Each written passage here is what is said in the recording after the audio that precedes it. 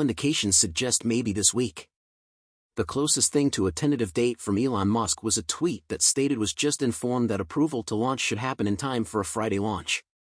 This puts things at a 90% certainty that Starship will fly as SpaceX plans. Up to now, for space transportation companies, launching rockets in orbit has been difficult, but carrying additional payload even if it's only 2 or 3 tons is even more difficult. But SpaceX is turning those things into very normal things. The Falcon rocket line has the advantage of being cheap and reliable. It can launch multiple times with multiple payloads as required. Not a few dozen times or a few hundred tons, but so far, the Falcon has reached the milestone of transporting 1,000 tons in the orbit in less than a year of operation. This has set a new world record that no one has been able to do, shocking everyone, especially Blue Origin and NASA. So, where's SpaceX's limitation? How did Elon Musk react? Stay tuned as we dive into this and more in today's episode. Hello everyone, welcome back to another episode of my channel. As dawn's first light graced the coastal skies of California, SpaceX's Falcon 9 rocket etched a trail of ambition and innovation into the heavens. Falcon has delivered over 1,000 tons to orbit this year. A world record, Musk wrote on X, showcasing his pride. He also said this is much more than any other country has launched with its rocket fleet in a year. The closest competitor was the Soviet Union at its peak with around 500 tons. In comparison, the rest of the world has launched only about 250 tons in the orbit so far this year, with China being the major contributor. Of course, SpaceX won't maintain this figure. They'll continually enhance it through flights from now until the end of the year. Earlier in the year, Musk had predicted that SpaceX would account for 80% of the total mass lifted to orbit 2023, with China responsible for 10% and the rest of the world contributing the remaining 10%. The newly announced record hints towards the company closing in fast on Musk's expectations. I'm sure they can do it. According to Bryce Tech data, SpaceX has topped the world's payload mass to orbit for 7 consecutive quarters, often with a significant margin. This year, SpaceX extended its lead even further, sending about 10 times more mass into space than its closest competitor, China Aerospace Science and Technology Corporation, in the first 2 quarters of 2023. While SpaceX sent approximately 214,095 kilograms of spacecraft upmatched during that period, CASC launched 23,069 kilograms. Russian space agency Roscosmos, according to an infographic shared by the user, only launched 8,100 kilograms. As SpaceX continues accelerating rocket launches, Elon Musk has made a firm statement about the company's goal. Based on the Falcon launch plan for next year, SpaceX will deliver approximately 90% of all Earth payload to orbit. These numbers are going to get even crazier when Starship starts sending up cargo. A fully reusable stainless steel rocket is designed to carry over 250 tons to Earth orbit, enabling SpaceX to achieve 10,000 tons, even 100,000 tons in orbit in the future. It's worth waiting for such wonderful milestones in the future. Returning to SpaceX's record-breaking flight, this is not a normal Falcon 9 launch carrying the satellites. It's more special when carrying 90 payloads for various clients to orbit, and it's called the Transporter 9 mission. The payloads included cube satellite, microsatellite, and orbital transfer vehicles that will deploy more spacecraft at a later stage, according to the mission description. While 90 is an impressive number, it is not the highest. SpaceX's Transporter 1 mission still holds the record, with 143 satellites launched in January 2021. Transporter 6, which flew in January this year, was also more productive, with 114 satellites on board. All of SpaceX's rideshare programs have now deployed approximately 800 payloads in less than 3 years. Fantastic! This remarkably high number brings numerous benefits to the entire satellite launch industry. Typically, these shared missions entail waiting for the primary payload, a larger payload, to be ready for launch. Then, the smaller satellites hitch a ride, launching alongside the primary payload already designated for the larger spacecraft. Consequently, these additional passengers must accept an orbit dictated by whenever the larger satellite's ready. While these factors often implicate their on-orbit performance, due to established launch operations, the upside is that dividing the payload weight in such a way that can significantly reduce costs. Furthermore, these missions will showcase more frequent schedules, allowing for better planning of launch dates and target orbits. Notably, a satellite weighing up to 50 kilograms can venture into space at a low cost of up to $275,000 thanks to this type of mission. Therefore, the transport missions have elicited strong reactions across the commercial space industry. Satellite operators and rideshare launch brokers have hailed SpaceX for providing space access with numerous benefits, especially when they have limited options from other launch service providers. "I can't understate what a critical part of the new space industry transport missions are," remarked Todd Master, Chief Operating Officer at UMBA, on social media. "There are entire businesses that are enabled by this that could not have existed 5 years ago."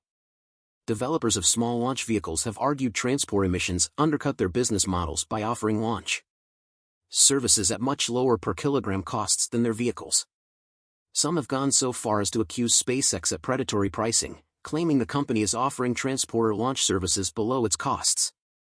In a panel at the Satellite Innovation Conference on October 17, executives said that SpaceX's line of small-set rideshare missions has had a hugely chilling impact on the small launch industry that struggles to compete on price. "They definitely control and have a dominant position in the market," said Kurt Blake, former chief executive of launch services company Spaceflight, who now leads the commercial space group at law firm Wilson Sisson of SpaceX. "I think the real question is pricing and what's their cost and why so low, so dramatically low." SpaceX started offering rideshare launch opportunities for small sets as low as $5,000 per kilogram. The company has since raised those prices to $5,500 a kilogram and plans annual increases in future years. However, in most cases, those prices are far below what dedicated small launch vehicles offer. "I don't think they had to go that low to have a commanding share of the market," he said. Estimating SpaceX could have gained significant business at prices of $10,000 to $12,000 per kilogram. That had to have a hugely chilling effect on any other money flowing into startup launch companies. SpaceX's transporter line of rideshare launches is focused on missions to sun-synchronous orbit, where the bulk of demand is today, but the company announced in August a new series of missions, Bandwagon, that'll go into mid-inclination orbits. "They are little by little taking over what the small launch vehicles are able to accomplish," you said, adding that there still room for dedicated small vehicles for missions to different inclinations. But you have to think of that as a threat. Concerns about SpaceX's pricing of its smallest rideshare missions are not new. At World Satellite Business Week in September, Marino Fragnito, senior vice president of the Vega business unit at Arianespace, said SpaceX was offering pricing that was not sustainable in the market, driving out other companies. The launcher companies could not live with that level of pricing. This puts things at a 90% certainty that Starship will fly as SpaceX plans.